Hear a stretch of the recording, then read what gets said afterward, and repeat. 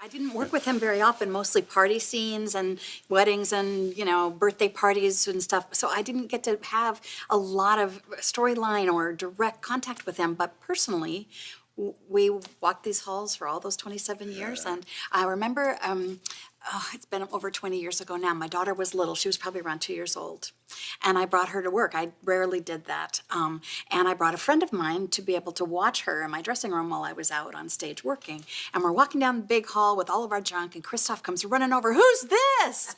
And he gets down on her level, and he's looking right in her eyes. I said, "This is Emmy. This is Kristoff." And he put his hand out, and she took his hand in that big, giant hand, this little girl's hand. And I was so focused on that, I wasn't really thinking my friend was standing right behind us. But Kristoff did, and he looked up and he said, "Hey, I'm Kristoff," and he put his other hand out to her. Yeah, that's Kristoff. And it strikes me as this perfect description of all he was made of. Not one hand out, but both. Reaching out to everyone, to smooth the way, to make people feel welcome, to make new friends. I think when I first remember seeing Kristoff, I was working with Trish, who played Lena. And I remember seeing him and thinking like he was, super cool. And she's like, "Oh, I worked with him on Bad News Bears." And I was like, "Oh my gosh, she already has a connection with him." And, they sort of had this bond. And, over the years, obviously, we became much closer. But I just in the recent last few months, to not only see Kristoff, that he did the Bad News Bears, and then to see him on Happy Days and Laverne and Shirley, these were iconic shows that we grew up on. And you could just tell that he was born to do this. Never was he, not, he was a genius child actor as well. So, hasn't it been fun seeing those? I didn't. Did you know that he did shows like that? I knew he was a big deal on Generations. And the first time I heard he was coming, your dad hired him to come on this show. And it was early on, and it was a pretty tight group at that time. And I was a little concerned about how he was going to integrate in with our Y&R family, and maybe a little possessive on my part, because this is our show. And I hear this, Mr. Davidson, in the parking lot as I'm walking to my car, and it's Kristoff. And he goes, "I just want to tell you that I'm a huge fan of your work, and I'm really excited about joining them." So all my concerns and all my worries about a big shot insider coming onto our show were instantly dissolved in what became the sign of who he was. He was the most gracious, kind, loving individual that everything. And we all would watch each other, and the fact that he watched the show beforehand, and then I had heard that it was really a dream for him to come on over, and from the day he started, he fit right in.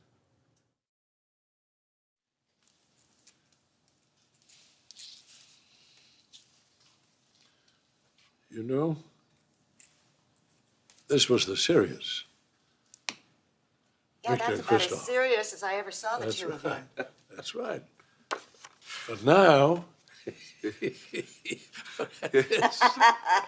That's great. The way we love you both. That's right. the way we Exactly. knew, yeah. That's Now, more this realistic. usually happened maybe after some serious scenes, and then we had some levity in the hallways, And, Kristoff, he was a ray of sunlight. When he came in, always a good word, always a joke, always a laugh. He just lightened up the stage, didn't he? I'm so excited to see this picture. It's Kristoff, Lee Bell, and me, and we're at City Hall, Los Angeles City Hall. They often have bestowed us with honors, Young and the Restless Day, or in honor of another milestone we've made. Kristoff and I were, together in a room with other actors and just laughing and joking, and we got out of control. Out of respect for Lee. Lee is there. trying to be polite, not telling us to shut up. But it continued in the room they held us in before it was time to go down on the floor, the big rotunda. And we're like, oh man, we got to pull it together now. We got to knock this off. And they sat us in the first bench of the city hall, and proceedings are being recorded for history, and it's all very official. And all we had to do is catch one glimmer of each other, and that was it. I mean, we were so, I'm sure, very embarrassing. We couldn't help it. I mean, once you got going with Kristoff, it didn't end, and you could not stop. So I hope we didn't embarrass anyone, except ourselves. But we wouldn't have it any other way. You know, we'd do it again tomorrow. If it happened again tomorrow, we'd do the same thing. One of my favorite memories of Kristoff was we did an appearance in Montgomery, Alabama, and we couldn't get a direct flight in. So we landed in Atlanta, and we decided to rent a car and drive to Montgomery. It was fantastic, but it was interesting from the perspective of we're driving along, and we got pulled over. I thought, oh, this isn't going to be good. And the cop gets out of the car, he walks up. He walks up to the front of the car, and I'm driving the car. And he looks in the car, and he goes, "It's Neil from the Stories." Right. I was like, it's Neil from the Stories. Didn't get a ticket. We almost got a police escort straight to Montgomery, and that's Neil from the Stories. We're driving in rural Louisiana. That's my home. And again, we're stopped by a state trooper. And they saw Kristoff, and that was done. No ticket. You're on your way. And again, it's like, and not for anything. He was just charming, and we were driving from Shreveport to New Orleans. Yeah, it was like, there's Neil. That's the power that he had over people, because he made everyone who watched the show just feel what you were saying. It's just this incredible, compassionate humanity and this love in this man. And True. I'm still in shock that he's gone. I can't believe it. In one of James Baldwin's books, he says, most mankind isn't all mankind. And Kristoff, I think we can agree, was not most people. He was very unique, and the fans loved him. The audience loved him as we loved him, his family, obviously. But from Canada to the Congo, I mean, people, when we've all traveled outside of our own country here in the States, people love him and related to him in a way that transcended The Young and the Restless, that transcended, I believe, the scripted page. He became family. Kristoff's picture, it would not be unusual to see it framed on a fan's television. He really resonated with people, and he gave people hope that, that anything was possible. I remember I'd been here a couple of weeks, and I'd been trying to play the don't say anything out of place, don't rock the boat, just be professional, do your job. Then I remember we're on the set, and Jeannie Cooper sat down, you hear this. So did Jeannie Cooper just then she did this, and Kristoff had a fart machine that he had the remote control in his pocket. Yeah. And I was like, oh my God, this is my guy. I'm like, this is my guy. This is the coolest moment. I realized I found someone just like me. From that moment, it was just money. Right. Money. And it lasted for years. Just we would constantly just play jokes on each other. I remember a story. I thought I had no stories. We were at the Emmys one year, and they were sitting right behind us. I think it was Alana and him. And it went really, really long, and we were all starving. And they went out to Hollywood Boulevard and got hot dogs and brought them back for everybody. And we sat there eating hot dogs. I'd forgotten that. I remember being at the Emmys, and he was right behind me. And just before the show started, he came up next to me and said, "Is this the coolest thing? Aren't we so lucky to be here?" And that was really Kristoff's greatest gift. He reminded us all to be grateful. He was really good at that. He loved acting. He loved being in this business. He loved everything about it. The people, creating, all the glitz, all the glamour, all the fun stuff. All I can think of are just his silly stories. That's all I can think tell of. 'em. I just remember one time I was in the dressing room above him, Yeah. and he's getting ready to go on set, and they're calling him like, Kristoff, can you come? Kristoff, we're waiting for you. And I just hear him yelling. He's like, Kristoff, and I open the door. I'm like, what are you doing? He was just so like every time I think about him, I just shake my head and laugh. Like he was just so crazy. It's just fun. He was just funny, and he would just like tell all these like silly dad jokes that I would always make fun of him. But he was so great. I think we were able to be confident though in this environment because of him. Yeah. I know I was. Yeah. I mean, acting with him wasn't acting. It was the easiest thing I ever had to do. I would just look at him and I would cry if we had an emotional scene, or I felt like I really was just talking to my dad. I've never seen an actor who, as soon as he starts speaking, he's just present and he's there. Oh, yeah. He's just there with you, you know? Like he would just look at you and it was like, boom. Yeah. No matter what you needed in the scene. And he always brought me up, because I remember if I was kind of like, you know, doing my little bratty act, you know, and I'd come in with him and all of a sudden I'd be like, oh, whoa, okay, I guess we're really acting that. Let's go. He was just so good. But he was honest too. I remember after scenes, he'd always be like, sometimes he'd be like, yeah, you were okay in that. You were pretty good. First day I worked here, he was the first person I met. He was in the hallway with his daughter, and his daughter was on a scooter. And I grew up watching the show, and so I was super nervous. I got here, and I had no idea where to go.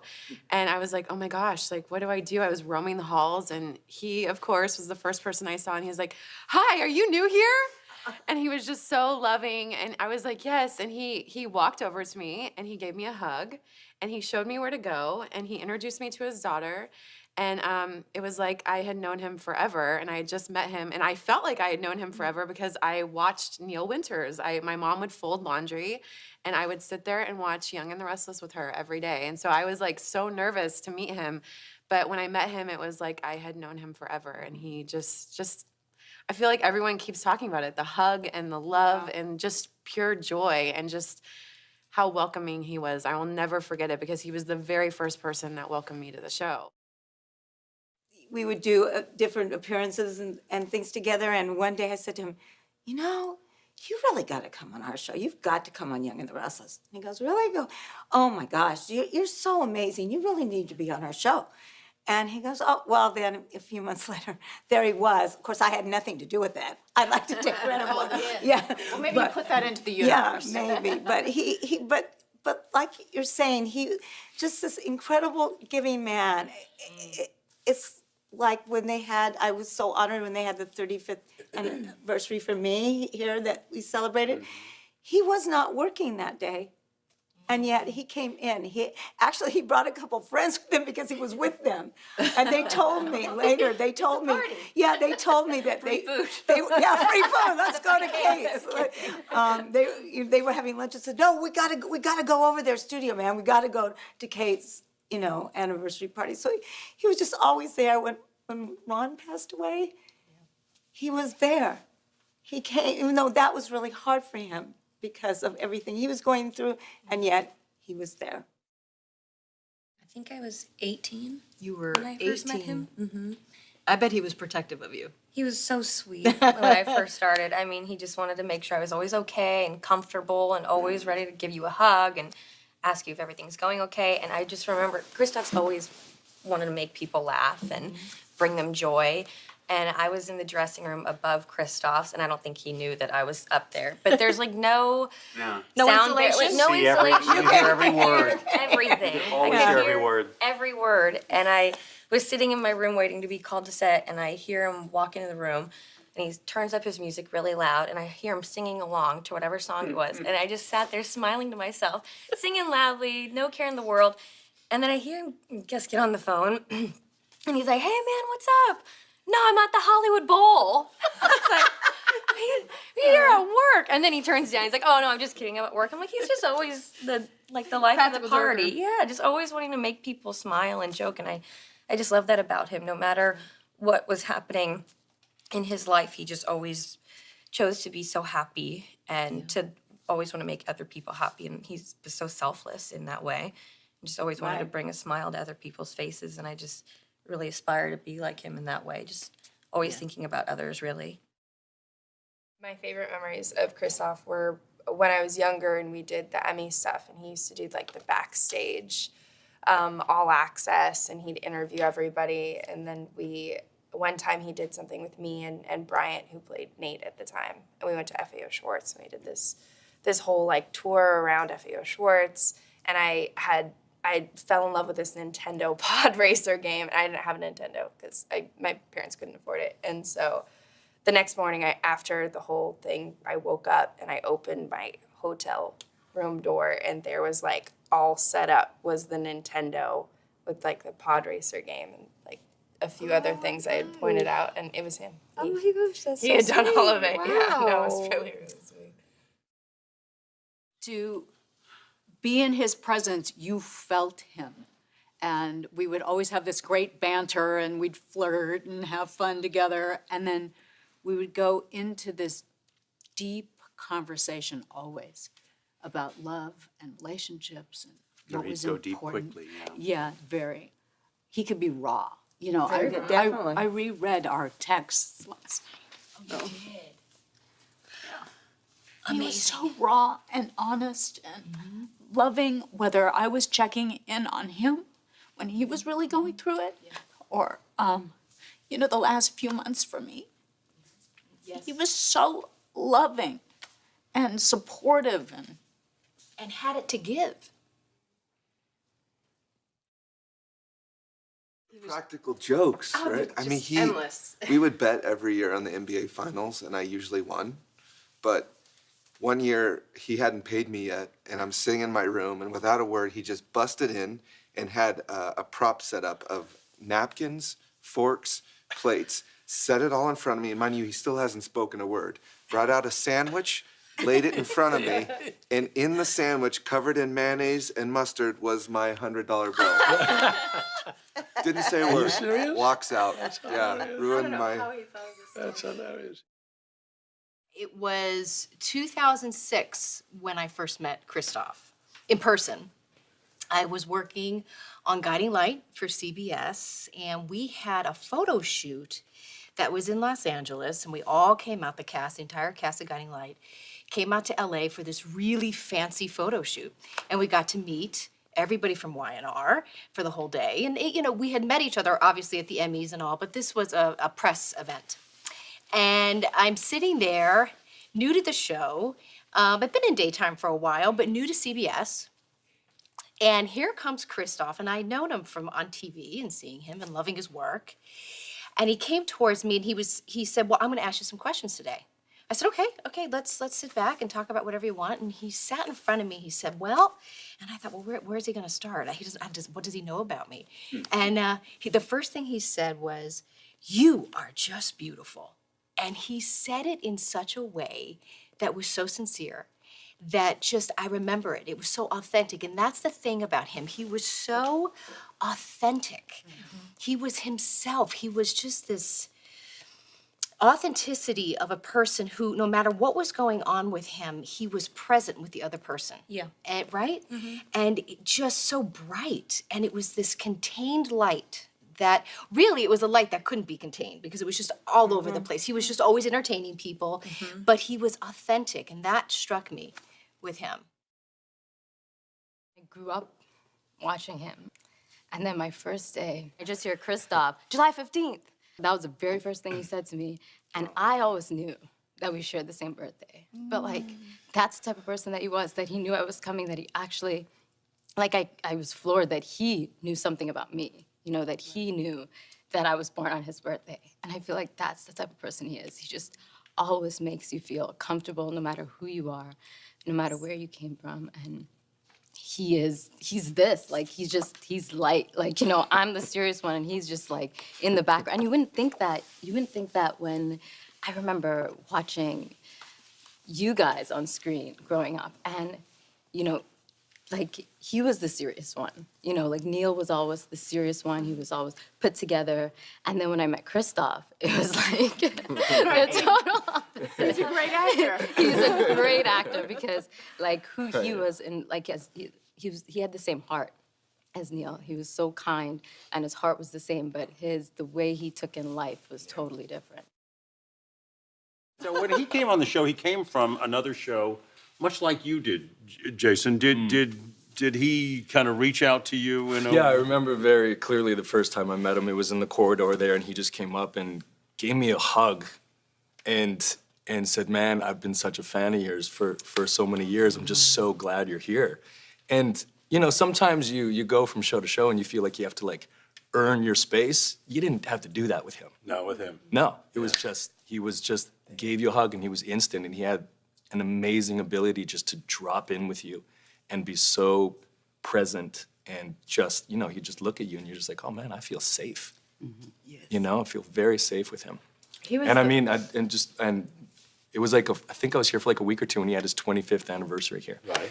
And he brought his kids and his dogs. I'm like, this guy's a legend. He brings his dogs and his kids to his anniversary. I'm like, I know exactly how much love you got in your life, and it's amazing. One of the first Christmas parties that when I first started the show, I think it was the first Christmas party that I came to. And I was nervous. I had my mom there, my real mom. And I wanted to introduce her to everyone. And I forget where it was, but there was a lot of dancing going on. And I remember that was my first experience with Kristoff at a party. And I think he's dancing with just about everyone there. He was just like twirling random. I mean, I was like, what is he doing? Who is that? It was so crazy and full of life. Guaranteed good time. Amazing grace, how sweet the sound that saved a wretch like me.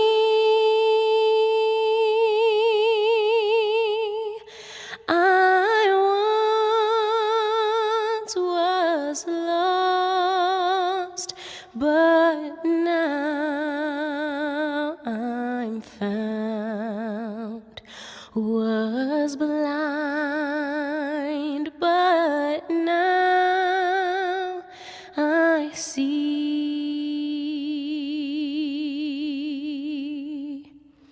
'Twas grace that taught my heart to fear, and grace my fears relieved.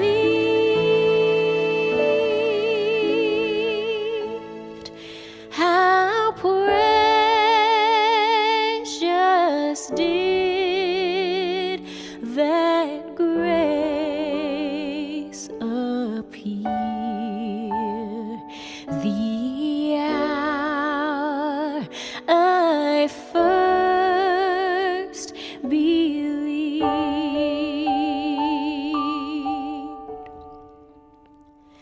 The Lord has promised good to me.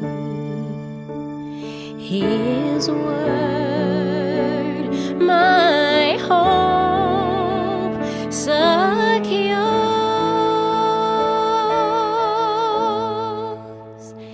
He will my shield and portion.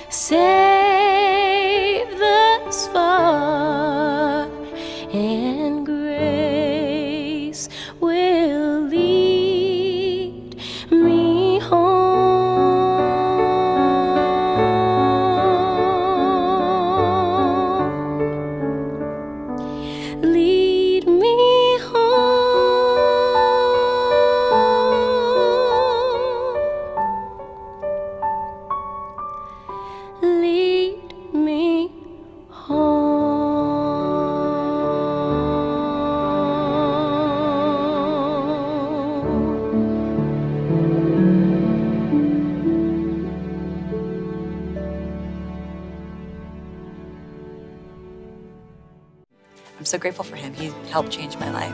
I listen every day. I look at this picture and I see two of my favorite guys in this photo, and I just have to hope that they are up there together. Huge respect for each other, huge love, Huge love. and I'll think of him always. He was an anchor for us as actors. And without Kristoff, we would not have, I think, had the legacy that was built. It's okay. Thank you, Mom and Dad. Yeah.